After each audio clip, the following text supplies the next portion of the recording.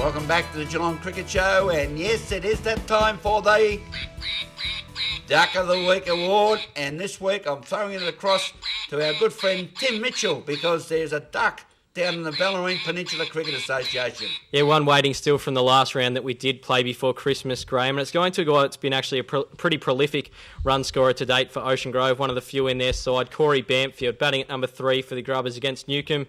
Got a duck, but they did get up and win, so I guess that's all that matters for Ocean Grove at the moment. Need to get a few wins on the board, but Corey Bamfield, the recipient of the Duck Award to start off 2010, the first Duck Award for the decade.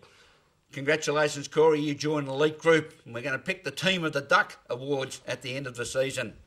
Let's turn our attention to the Geelong Cricket Association as they open with round 9 today, and what a round it's going to be. The South Bowen boys at home against Geelong City Sharks. I'll start with Tim Michell. Yeah, South Bowen were building some really nice form before Christmas, so obviously it's about whether they can come out and replicate that form. I think they've got a lot of quality players in that side, and I can't see them slipping up here. It's a game that really South Bowen would have penciled in for 6 points, and it'll be 6 important points because it'll mean that they continue to build towards finals action with a victory that'll cement them within the finals race in the GCA. Scotty, can South Bowen afford to take it that easy, as Tim might indicate? No, I don't think they can. You can never take any games too easily, but yeah, I certainly agree with him. I think South will be too strong for City. But yeah, I certainly don't think that Brad and the boys will be going and taking it too lightly either. The North Geelong Magpies are home out there at Osborne Park to St Joseph's in what will be a critical game. 5th playing second in GCA Division 1. Can the Magpies do it at home, Tim?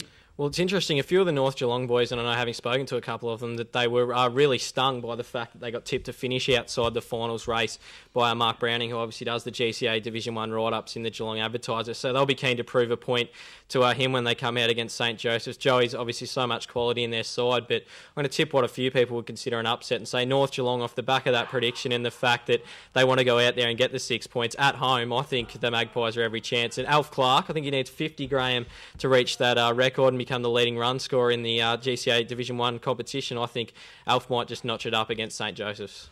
It's 51 to beat the record, 50 to equal that at Jack Singh, but your prediction certainly brought a round of laughter from the producers' room out the back there. Scotty, your views? Yeah, look, I think St Joey's will be too strong, but having said that, having played North Geelong last round, and Alf still, at his age, he's still got it, and he's still peeling off the runs, so it'd be fantastic to see him surpass that milestone and take the record off Jack Singh, but yeah, I think Joey's will be too strong. Bellpost Hill up there at Windy Hill at Myers Reserve take on East Belmont. These two sides love to play each other.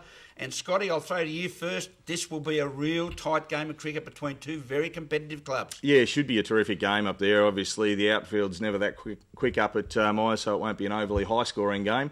But yeah, it should be certainly a very tight tussle. But for mine, probably leaning towards East Belmont, I think.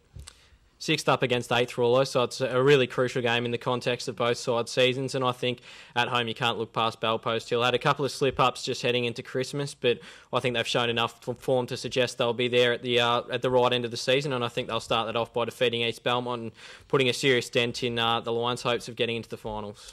The reigning premiers who find themselves in 7th place and probably in a hot seat with the rounds to go in 2010, the Geelong West Rams, as they take on the Lara Cats at West Oval. And Tim, the Lara Cats are slowly but surely establishing themselves as a very top side. Yeah, I think they're one of the dark horses, Lara. It's very difficult to look past them because they're a real quality side. On Geelong West, they've got probably the most difficult run home of any of the sides, Graham, when you look at some of the sides that they actually have to play off against. I think it's 4 top 6 sides at the moment that they actually play on the run home. So really difficult for the Rams and the reigning premiers to get up. Obviously, Shane Arthur will be hoping he can replicate the form that his side showed in the run home last season. They were almost unbeatable, I think, Geelong West, and obviously took out the title. So going to be a very testing on the way home for Geelong West, and I think I just can't see them getting a win first up here.